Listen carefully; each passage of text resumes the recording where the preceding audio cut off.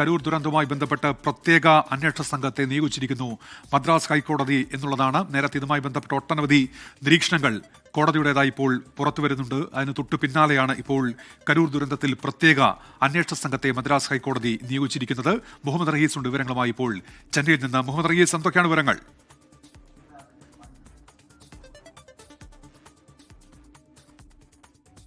ഉത്തരവാണ് ഇപ്പോൾ കോടതിയിൽ നിന്ന് വന്നിരിക്കുന്നത്. മദ്രാസ് ഹൈക്കോടതിയുടെ പ്രിൻസിപ്പൽ ബെഞ്ചിൽ നിന്നും ഏറ്റവും പ്രധാനപ്പെട്ട ഉത്തരവ് വരുന്നു. അതായത് ഈ കരൂർ അപകടത്തിൽ പ്രത്യേക സംഘത്തെ നിയോഗിച്ചിരിക്കുകയാണ് മദ്രാസ് ഹൈക്കോടതി. അത് നോർത്ത് സോൺ IG അസ്ര ഗാർഗിന്റെ നേതൃത്വത്തിൽ ഒരു അന്വേഷണ സംഘം ഈ സംഭവം അന്വേഷിക്കണം എന്നുള്ള ഒരു നിർദ്ദേശമാണ് ഇപ്പോൾ കോടതി നൽകിയിരിക്കുന്നത്. അങ്ങനെ പ്രത്യേക അന്വേഷണ സംഘം നിലവിൽ സർക്കാരിന്റെ ജുഡീഷ്യൽ അന്വേഷണം പുരോഗമിക്കുന്നു. പോലീസ് ഒരു പ്രത്യേക സംഘത്തെ നിയോഗിച്ച് അന്വേഷണം നടത്തുകയാണ്.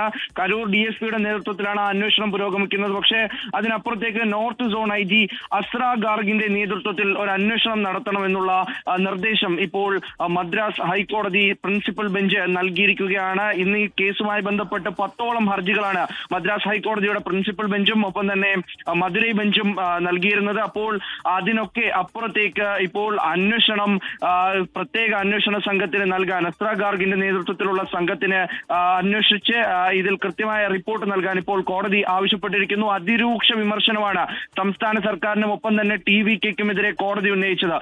ഈ TVKയെ സംബന്ധിച്ചിടത്തോളം TVK പാർട്ടി എന്ന നിലയിലും വിജയ് എന്ന നേതാവ് എന്ന നിലയിലും അതിരൂക്ഷ വിമർശനമാണ് കോടതിയുടെ ഭാഗത്തു നിന്നും ഉണ്ടായത്.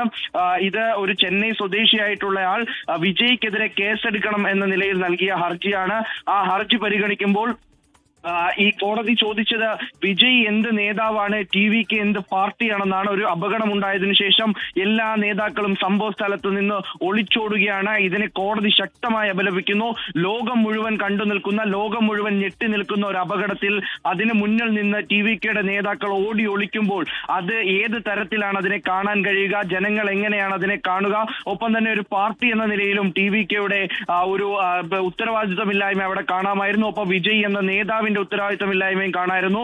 അതോടൊപ്പം തന്നെ എന്തുകൊണ്ട് ജനങ്ങൾക്ക് കുടിവെള്ളം കൊടുത്തില്ല, കുഞ്ഞുങ്ങളും സ്ത്രീകളും ഉൾപ്പെടെ മരിച്ചു കിടക്കുമ്പോഴാണ് നേതാവ് അവിടെ നിന്നും ഒളിച്ചോടുന്നത് എന്ന് കോടതി തന്നെ പറയുകയാണ്. വിജയെ സംബന്ധിച്ചിടത്തോളം അതിരൂക്ഷ വിമർശനമാണ്.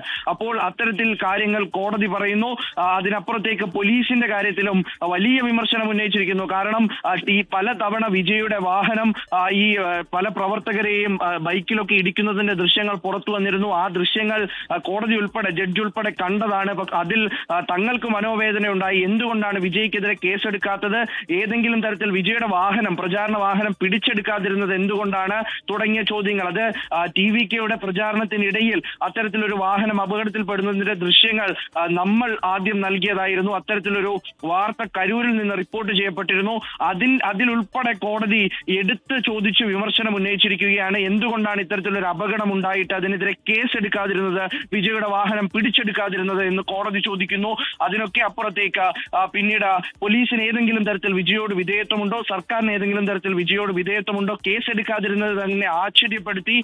എന്തുകൊണ്ടാണ് രണ്ട് നേതാക്കൾക്കെതിരെ മാത്രം കേസെടുത്ത് അവരെ അറസ്റ്റ് ചെയ്ത് പോലീസിന്റെ നടപടി അവിടെ കഴിഞ്ഞു എന്നുൾപ്പെടെ ചോദിക്കുമ്പോൾ സത്യത്തിൽ ഉത്തരം കിട്ടാതെ പോലീസ് വലയുകയായിരുന്നു. അന്വേഷണം നടന്നു വരികയാണ് എന്നൊരൊറ്റ കാര്യം മാത്രം പറഞ്ഞുകൊണ്ട് അതിന്റെ തങ്ങളെ നിരുത്സാഹപ്പെടുത്തരുത് എന്ന് മാത്രമാണ് ഇന്ന് സത്യത്തിൽ സർക്കാരിനൊരു മറുപടി ഉണ്ടായിരുന്നത്. അപ്പോൾ ആ നിലയിലേക്ക് കാര്യങ്ങൾ പോകുമ്പോൾ വിജയ്ക്കെതിരെ കേസെടുക്കണമെന്ന ഹർജിയിൽ പ്രത്യേക അന്വേഷണ സംഘത്തിനെ രൂപീകരിച്ചിരിക്കുകയാണ് കോടതി. തങ്ങൾക്കിത് കണ്ടു നിൽക്കാനാകില്ല, തങ്ങൾക്കിതിൽ മൗനിയായിരിക്കാൻ കഴിയില്ല എന്നുകൂടി അറിയിച്ചുകൊണ്ട് മദ്രാസ് ഹൈക്കോടതിയുടെ പ്രിൻസിപ്പൽ ബെഞ്ചിൽ നിന്നും അത്തരത്തിലൊരു ഉത്തരവ് കൂടി. അതായത് ഇപ്പോൾ ഈ നിലവിൽ നടക്കുന്ന അന്വേഷണം ഉണ്ടല്ലോ, അതിൽ കോടതിക്ക് തൃപ്തിയില്ല. അതുകൊണ്ട് പ്രത്യേക സംഘത്തെ നിയോഗിക്കുന്നു. അവർ ഇക്കാര്യത്തിൽ തീരുമാനമെടുക്കട്ടെ, വിജയ്ക്കെതിരെ കേസെടുക്കണോ എന്നതിൽ ഈ സംഘം തീരുമാനമെടുക്കട്ടെ എന്നുള്ളതാണോ? നിലവിൽ അത്തരത്തിലാണ് കാര്യങ്ങൾ പോകുന്നത്. ഒരു പ്രത്യേക അന്വേഷണ സംഘത്തിനെ തന്നെയാണ് രൂപീകരിച്ചത്. ആ നിലയ്ക്ക് തന്നെ കേസെടുത്ത് ആ നിലയ്ക്ക് തന്നെ അന്വേഷണം പുരോഗമിക്കട്ടെ എന്നാണ് പറയുന്നത്. നിലവിൽ അന്വേഷണ സംഘം എന്തായാലും ഇതുവരെ വിജയ്ക്കെതിരെ കേസെടുത്തിട്ടില്ല. അത് തന്നെയാണ് കോടതി പ്രധാനമായി ആദ്യം മുതൽ പറയുന്നത്. നിലവിൽ അന്വേഷണ സംഘം കേസ് എടുത്തിട്ടില്ല. അതുകൊണ്ട് തന്നെ ഏതെങ്കിലും നിലയ്ക്ക് ഈ ഒരു അന്വേഷണ സംഘത്തിനെ വലിയ തോതിൽ വിമർശിക്കുകയാണ് കോടതി. അതിനപ്പുറം ആ വിമർശനം തുടരുമ്പോഴാണ് ഈ ഒരു ഉത്തരവ് പുറപ്പെടുവിക്കുന്നു എന്ന് പറഞ്ഞിട്ട് ഉത്തരവിലാണ് വിജയ്ക്കെതിരെയുള്ള അതിരൂക്ഷ വിമർശനങ്ങളൊക്കെയും ഉന്നയിക്കുന്നത്. അങ്ങനെ അതൊരു ദുരന്തമാണ്, മനുഷ്യനിർമ്മിത ദുരന്തമാണ് എന്ന് കൂടി കോടതി ആ ഒരു ഉത്തരവിൽ പറഞ്ഞുകൊണ്ടാണ് ഇത്തരത്തിൽ പറയുന്നത്. നേതാക്കൾക്കാർക്കും നേതൃഗുണമില്ല, നേതൃപാടവമില്ല. ഇക്കാര്യങ്ങളിലൊന്നും ഒരു കൃത്യമായ ഒരു നടപടിയെടുക്കാൻ അല്ലെങ്കിൽ അതിന് വേണ്ട മുന്നൊരുക്കങ്ങൾ നടത്താൻ, അപകടം കഴിഞ്ഞതിനു ശേഷം ഒപ്പം നിൽക്കാൻ ഇതിനൊന്നും നേതാക്കൾക്ക് കഴിഞ്ഞിട്ടില്ല എന്നുള്ള രീതിയിലാണ് അതിരൂക്ഷ വിമർശനം ഉന്നയിച്ചുകൊണ്ട് മദ്രാസ് ഹൈക്കോടതിയുടെ പ്രിൻസിപ്പൽ ബെഞ്ച് പറഞ്ഞിരിക്കുന്നത്. അപ്പോൾ കരൂരിലേത് മനുഷ്യനിർമ്മിത ദുരന്തം എന്ന് പറഞ്ഞുകൊണ്ടാണ് പ്രത്യേക അന്വേഷണ സംഘത്തിനെ രൂപീകരിക്കാൻ ഇപ്പോൾ തീരുമാനിച്ചിരുന്നത്. ഈ അസ്ര ഗാർഗ് എന്നുള്ളത് അദ്ദേഹം വളരെ മികച്ച ട്രാക്ക് റെക്കോർഡുള്ള ഒരു ഉദ്യോഗസ്ഥനാണ്. അപ്പോൾ നോർത്ത് സോൺ IG ആണ്. അപ്പോൾ ആ തരത്തിൽ കൂടി ഈ അന്വേഷണം അദ്ദേഹത്തിന്റെ നേതൃത്വത്തിൽ നടക്കട്ടെ എന്ന രീതിയിലാണ് ഇപ്പോൾ കോടതിയിൽ നിന്നൊരു ഉത്തരവ് വരുന്നത്. ഉന്മേഷ്, ശരി, കോടതിയുടെ നിർണായക ഇടപെടലാണ് ഇപ്പോൾ ഉണ്ടായിരിക്കുന്നത്. പ്രത്യേക അന്വേഷണ സംഘത്തെ രൂപീകരിക്കുകയാണ്. കരൂർ ദുരന്തവുമായി ബന്ധപ്പെട്ടിപ്പോൾ മദ്രാസ് ഹൈക്കോടതി. മുഹമ്മദ് റയീസാണ് വിവരങ്ങൾ നൽകിയത്. ലോകത്തെവിടെയായാലും ഏത് സമയത്തും 24 വാർത്തകളും ഓഗ്മെന്റഡ് റിയാലിറ്റി പാക്കേജുകളും എക്സ്പ്ലെയിനറുകളും വിശദമായി കാണാൻ ഞങ്ങളുടെ യൂട്യൂബ് ചാനൽ നിങ്ങൾക്ക് സബ്സ്ക്രൈബ് ചെയ്യാം.